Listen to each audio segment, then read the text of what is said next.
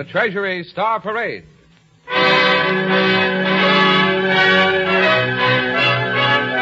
Produced under the personal direction of William A. Bacher, with Henry Hall as our master of ceremonies, David Brookman and his orchestra, with Adelaide Klein, Evelyn Varden, and Florence Malone, in Malcolm Meacham's radio adaptation of Rose Fell's short story from The New Yorker, Sophie Helenchik's Greenhorns.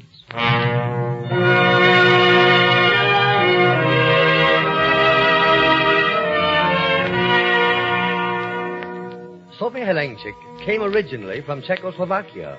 But make no mistake about it, she is an American now. As our story opens, her son Frankie is going away to the army, and this is the farewell feast that she has cooked for him. At the table are Frankie, his three sisters, and a niece, as well as Sophie's cousin, Kathy, and her two boys, just arrived from the old country. Sophie beams round the table, looks fondly at Frankie, and demands... Frankie, more goulash, noodles, no? Oh, no, Mom, I couldn't. Oh, in the army, I think you get no goulash or noodles. Better eat more now. Oh, Mom, I'll explode. Oh, then more strudel, a little piece, no? All right, then. One little piece of strudel. Oh, good. Maybe you get no more for a long time, no? Mama, I said a little piece. No, it's not a big piece. Oh, you eat it. It makes you strong for army. Annie? Oh, no. Kathy, you have more strudel? Thank you, I'm so full. Oh, Annie, answer the doorbell. Is someone there? Quick. Going, Mother. Just a minute. More strudel, Frankie. Oh, Mama, have a heart. I'll bust. Oh, it's good for you. Yes, what is it? Oh, hello. Is Frankie Helenchik home? Yeah, that's me. What can I do for you? Oh, my name is Gibbs from the Gazette. They tell me you're going into the Army, Helenchik. Yep, taking off tomorrow. We'd like a picture of you. Something to run in the paper. Maybe with your mother here, huh? With me? Sure, and the rest of the party, too. Everybody? Sure, everybody. No, I don't want no picture taken with no greenhorns. Oh, he means Kathy and her boys. They're new here. They're not Americans yet like us. Oh, but Frankie, that is not nice to talk like that. Well, just the same, Oh, Mom, it's much better anyway. A picture of just Frankie and me, no? What do you think, Mr. Gibbs, huh? Well, it's okay by me. All right, stand right over here. Mrs. Frankie. Helenchik, right- Mama, I think that's mean. I think we should all be in it. Coffee and everybody. Nix, no greenhorns. You might at least have the rest of your own family. No, Annie, be still. You know how Frankie is. Just like his father. He gets mad, he gets stubborn look on his face, then you can do nothing. Don't get mad, Frankie. Come, stand still. The man's going to take your picture. Oh, don't look so. Okay, ready. Hold it. That's it. Now, let's take another over here in front of the flag, huh? Oh. That's right. Now, Mrs. Helenchik, smile a little. Uh-huh. A little more. That's it.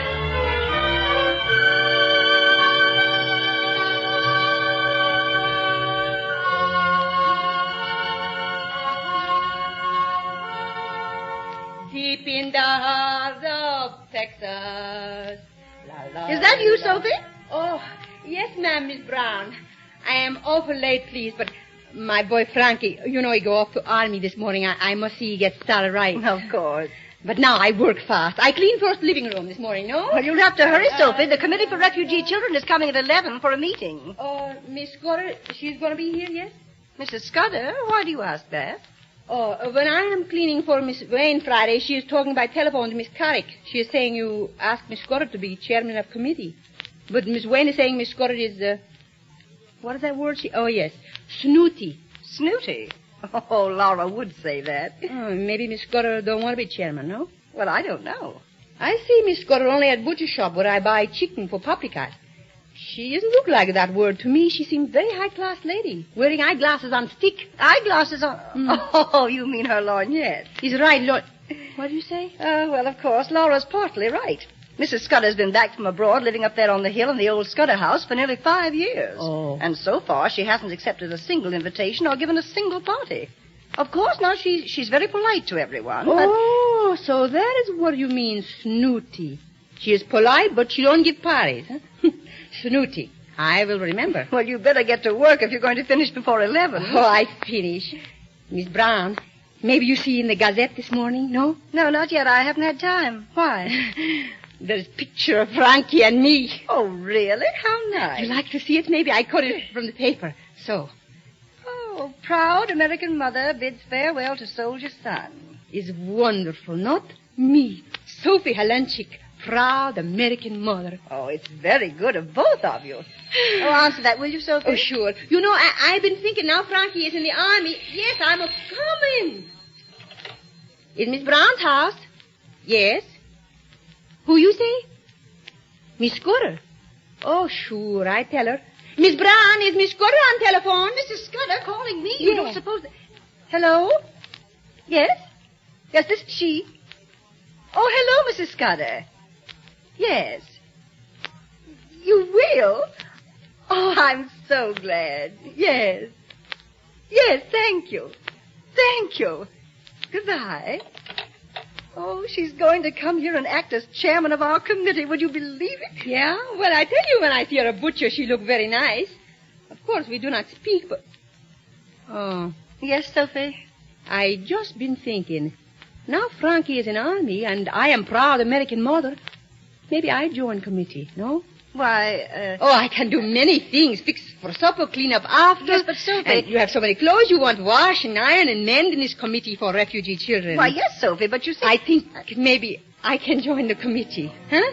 Maybe I can help, no? But, Sophie, you work so hard every day. Oh, some things I can do in evenings after I finish work. You think I can join? No? Why, Sophie, I think that would be wonderful.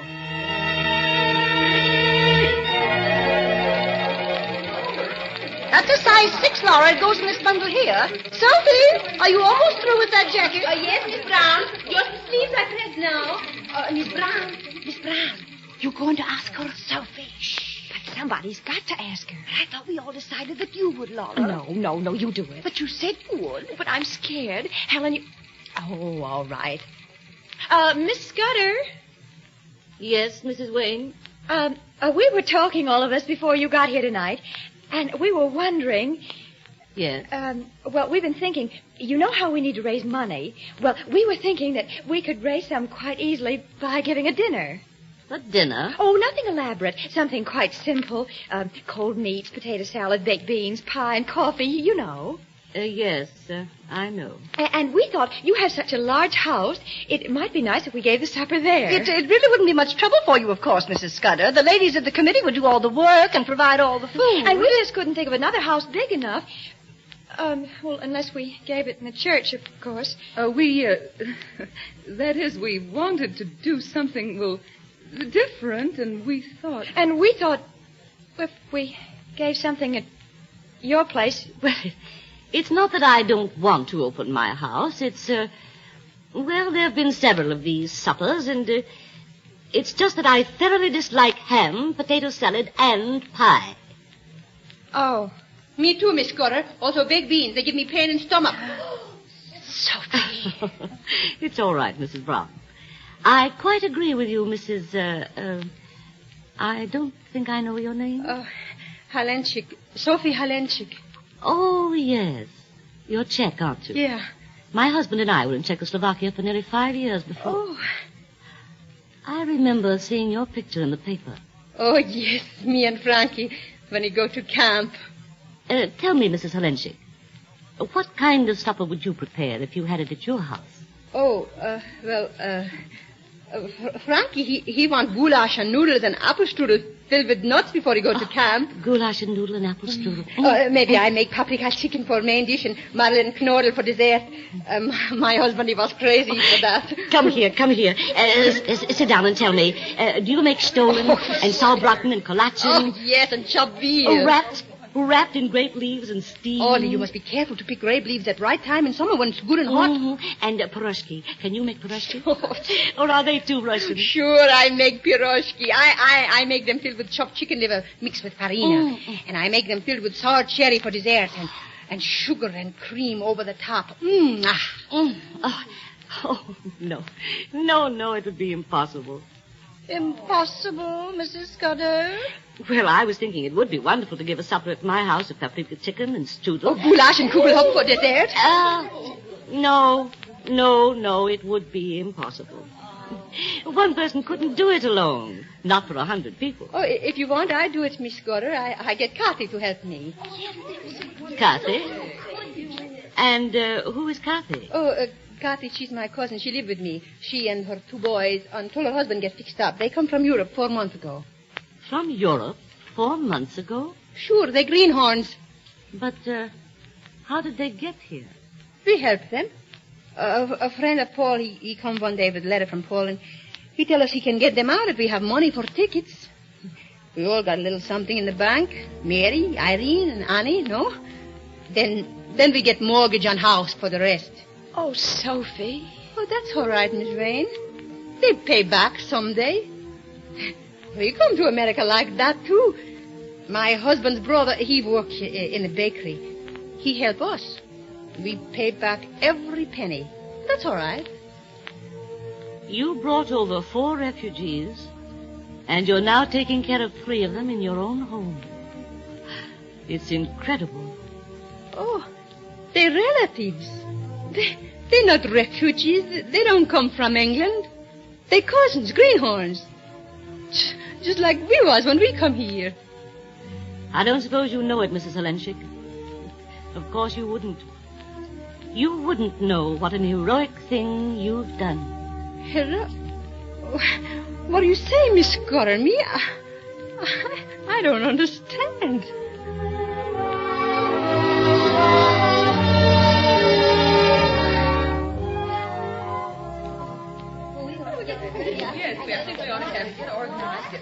Ladies, the meeting will come to order. First, Mrs. Helenchik, will you step up here, please? Me? Sure, yes. Are you ready, Mr. Gales? You can take the pictures now. Pictures? Mrs. Helenchik, on behalf of the committee, it is my pleasure and privilege to present you with this check for $100, the proceeds of our dinner. Check? For me? But why? Hold it. That's it. So, honey. As our first contribution toward paying off the mortgage on your house. Mortgage? Oh, but yet I do not understand. Why? Because you're such a wonderful person, Sophie. And because we're so proud of you and what you've done. Bringing over 4 refugees and taking care of them. All by yourself. Thank you. But refugees. Always I think refugees are people in England what need clothes and medicines. No? I do not understand. But anyway, we get nice pictures in paper, no? I send them to Frankie and I tell him we got 4 refugees at home, no greenhorns. That make Frankie feel fine, no?